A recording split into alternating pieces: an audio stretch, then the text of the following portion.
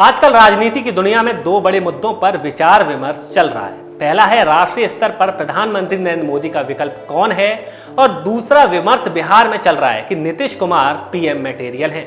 नमस्कार, आप देख रहे हैं एनबीसी हिंदी, मैं कुलदीप कुमार। भले ही केंद्र और बिहार की सत्ता में एनडीए के मित्र नीतीश कुमार इस बात से इनकार करें कि वो पीएम मटेरियल नहीं है और वो ऐसा बोलने वालों को चुप कराने की कोशिश भी कर रहे हों, लेकिन सच्चाई यही है, बात निकली है तो दूर तलक जाएगी। इधर विपक्ष को इस बात की चिंता है कि साल 2024 के लोकसभा चुनाव में जब प्रधानमंत्री नरेंद्र मोदी अपने कार्यकाल के 10 साल की अवधि गुजारने के ठीक पहले चुनाव मैदान में जाएंगे तो उनके सामने विपक्ष अपनी पार्टी में किस चेहरे को उनके सामने पेश करेगा।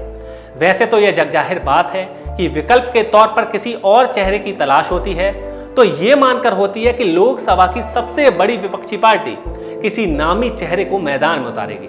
लेकिन यहां सबसे बड़ा सवाल है कि क्या सबसे बड़ी विपक्षी पार्टी कांग्रेस के पास कोई चेहरा है, क्योंकि विपक्षी पार्टी कांग्रेस के किसी नेता के चेहरे पर अभी तक सहमति नहीं बन पाई है। विपक्षी खेमे में काफी समय से प्रधानमंत्री पद के लिए कई नामों पर चर्चा चल पड़ी है।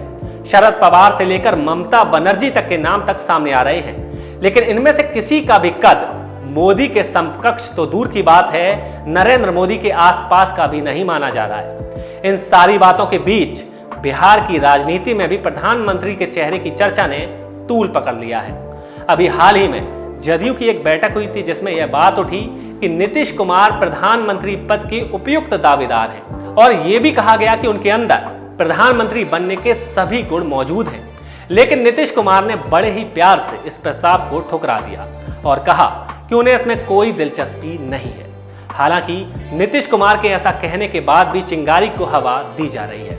खबर यह है कि नीतीश कुमार ने पार्टी के नेताओं को यह कहा है कि वो इस मुद्दे को न उछालें, लेकिन इसके बाद भी मुद्दे ने तूल पकड़ रखा है। इधर जदयू नीतीश कुमार को पीएम मटेरियल बता रहा है तो वहीं दूसरी तरफ बीजेपी के कुछ नेता ये कहकर इसका विरोध कर रहे हैं कि साल 2029 तक देश में प्रधानमंत्री पद की कोई वैकेंसी नहीं है। हालांकि अभी तक जदयू ने बीजेपी के इस बयान का विरोध नहीं किया है। इस पार्टी ने बस नीतीश कुमार में पीएम के गुण की बात की है, लेकिन उसमें साल और समय का जिक्र नहीं किया गया है। लेकिन बीजेपी को जदयू के इस बयान से मिर्ची तो जरूर लगी है, क्योंकि जदयू ने राष्ट्रीय दल का दर्जा पाने के लिए अपनी कमर कसनी शुरू कर दी है। जदयू ने उत्तर प्रदेश के अलावा अन्य छोटे राज्यों के चुनाव में उतरने का पूरा मूड बना लिया है।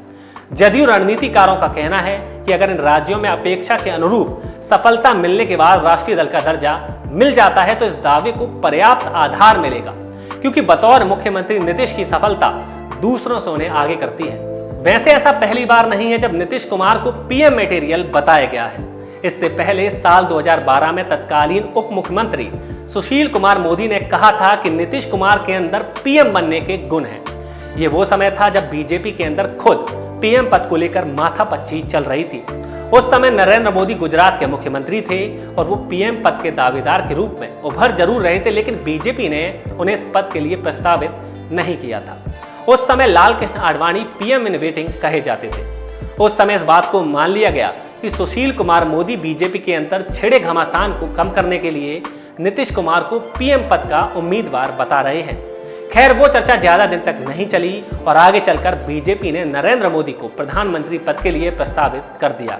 फिर क्या था, नीतीश कुमार बीजेपी से अलग हो गए और साल 2014 में जब लोकसभा के परिणाम सामने आए तो बीजेपी की प्रचंड बहुमत के साथ जीत हुई और नरेंद्र मोदी प्रधानमंत्री बन गए। उस समय नीतीश कुमार की पार्टी जदयू को सिर्फ 2 सीटों पर कामयाबी मिली थी, जबकि जदयू ने बिहार के 40 में से 38 सीटों पर अपना उम्मीदवार उतारा था और 2 सीटें उसने भाकपा के लिए छोड़ी थी।